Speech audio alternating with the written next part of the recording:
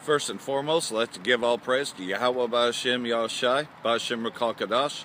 Double honors in the eldest apostles, a great millstone who have taught me this truth. And a shout out to Yakim that's out there on the four quarters of the earth, going out and teaching. As this could cost you your job, this could cost you your family, just all kinds of persecution that one may endure. Or if you be like me, a confusion of face, and you have people that get on the comment board, well, you look like an Edomite, because they don't, they can look at me carnally. Yes, I know, I have the appearance of being white. I look like a white man. But they do not look at things spiritually, because they have no spirit in them.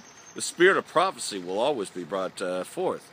This, it being the year of prophecy, we're going to find out those that have the spirit of prophecy and those who do not. Those who bear good fruit and those that do not bear fruit at all. Which, that's why I'm looked at carnally, because they don't bear spiritual fruit. They don't have eyes to see this, And then, of course, I'm talking about those that get on the comment board, post their comments, well, he looks like a so-called Edomite, and like, well, what tribe are you from, and then I break it down as to my surname, Britt, which goes all the way back to the royals, and who were the royals, the original royals? That goes back to when the Moors had ruled. Who were the Moors? They were Israelites, and that's, and that's just trying to break it down, because they have to have the detail, because they won't even look for the spiritual side of it. That I'm bringing forth good fruit, so you have to tell them that part of it, But I'm not going to just sit there and argue with them, but, it's just a little bit of persecution that one might go through if you're confusion of face, and then there's tons of all sorts of other, persecutions. Of course, your family doesn't accept this. I can recall when, I told my mom, that, look, the scriptures say that he had hair white like wool, feet like undefined brass as if burned through a furnace, and his eyes were a flame of red, and she says, well, that would be the color copper. And this is how ignorant she sounded. She says, yeah, it'd be more like the color copper, trying to justify, all the others out there that are proclaiming they're Jews. She says, look, man, we were around fine brass all of our life and all that. It just means that he shined through, It doesn't mean that he was a nigger. That's pretty much what my mom had said, because we know that, when you're confusing a face, obviously the women being married into are Edomites. So, of course I'm going to get persecution for that, for coming out with this truth, And then, there's lots of afflictions that we all have to endure, but we must bear our own cross, or else we were never worthy of him to begin with, If you're not willing to bear this cross, if you're not willing to be persecuted, then you were never worthy to come in. Thus, that's just the things that you go through on a day-to-day basis. It happens all the time, persecutions, But now it's getting to the point that, well, you don't see us in the same place all the time, We're scattered abroad, You could go to any of them channels. You can go to Great Mills, GMS main camp. Nope, we're not out there on 34th on Broadway. Nope. Or you can go to GMS Toronto. Oh, no, we're not at that area that we were at for so long, Or you can go to, I can name lots of other camps. We're not in the same spots anymore, because we know that this is, getting to the point, though, that, nah, man, we ain't going to be in the same places, Especially with that law that Jerry Brown just passed, about registering the Bible as a lethal weapon. Well, it is a lethal weapon because it cuts. It cuts all falsehoods, It slices and it dices. So pretty much what we're waiting for is the marriage supper of the Lamb. Well, how are we going to get to that? Well, that's when we get beamed up on them chariots. And Esau knows that this is coming. He knows that his time is short. So he's come down having great wrath. But I'm going to read out of Revelation chapter 19, verse 6, because this is our hope. And I heard as it were a voice of a great multitude, and as the voice of many waters, and as the voice of mighty thundering, saying, Alleluia, for the Lord Yahweh omnipotent reigneth. And so, again, how is the Lord Yahweh going to reigneth? Through his son Yahweh Shai. And so this is when he comes back. Let us be glad and rejoice and give honor unto him, for the marriage of the Lamb is come, and his wife hath made herself ready. Well, who is his wife?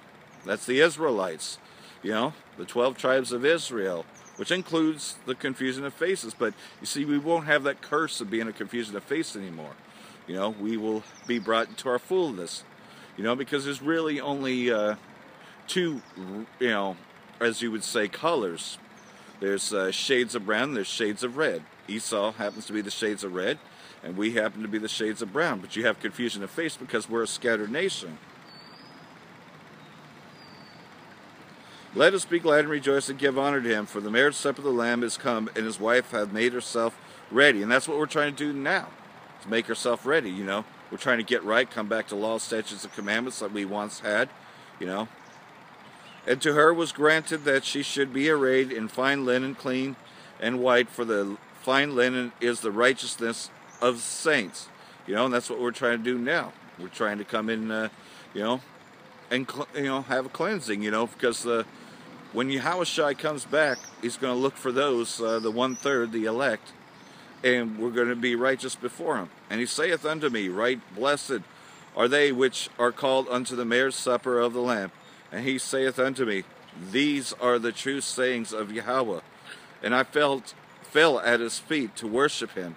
And he said unto me, see thou do it not. I am thy fellow servant of thy brethren that have the testimony of Yahushua. Worship Yahweh, for the testimony of Yahushua is the spirit of prophecy. And did we not already declare that this would be the year of prophecy, that we're going to see a lot of prophecies happening? We could just talk about famines, pestilence, earthquakes in diverse places. Then volcanoes, 2 active volcanoes right now, one in Guatemala, one in Hawaii, and still active, We can talk about the earthquakes, so they've been hitting in places too. We can talk about the famines, look at Brazil, and also the famine of the word is coming throughout all this because of all these newer laws. You're not seeing us in the main part of the cities anymore. You're seeing us scattering abroad, We're still out there in the cities, but, we can't stay in the same location all the time. And I saw heaven open, and behold, a white horse. And that's talking about the militia of Yahushua and the angels when they come back. And he sat upon him, was called faithful and true, and in righteousness he doth judge and make war.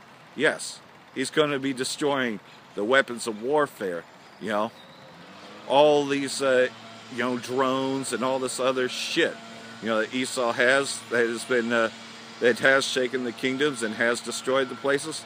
Yahushua and the angels are going to be destroying these things. His eyes were as a flame of fire. Did I not just talk about that? I said at the beginning of Revelation, it's right here. And on his head were many crowns. Thus, that means because he's the ruler of many kingdoms. And he had a name written that no man knew but he himself. What's that talking about? Pretty much, the fact that only the elect of the Most High would have his name. And the armies which were in heaven followed him upon white horses, clothed in fine linen, white and clean. And again, that's talking about those that have been called by Yahushua.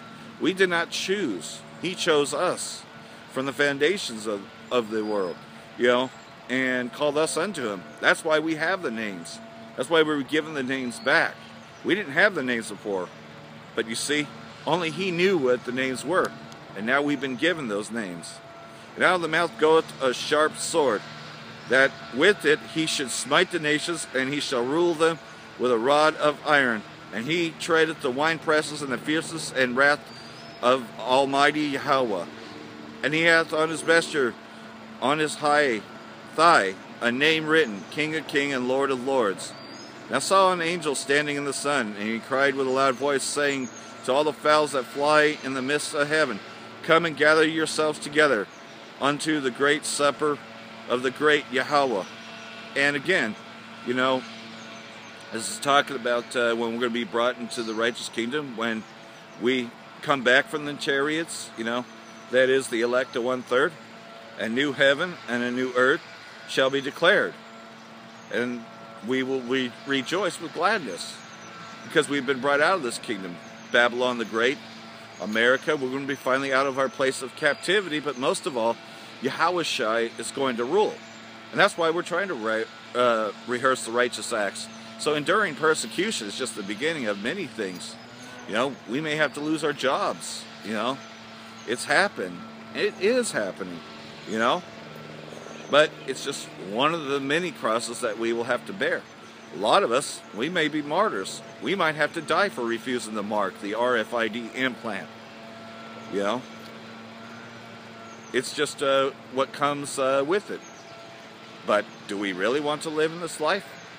Is this really freedom for all? Is this really that place? If you have the Spirit, then you already know the answer to all this. That's quite simply no. This place ain't free at all. This place is a joke. It's a cesspool. You know? It's pretty much the worst place on earth to be if you're an Israelite. So I hope all this has been edifying, and it's just, you know, endure to the end. That's what the words of this prophecy says. That we're going to have to endure this to the end. We must bear this cross. And, well, again, you know, the Spirit must be willing to endure all this, you know, or else we were never worthy to begin with. So, you know, for that I shall end. Shalom.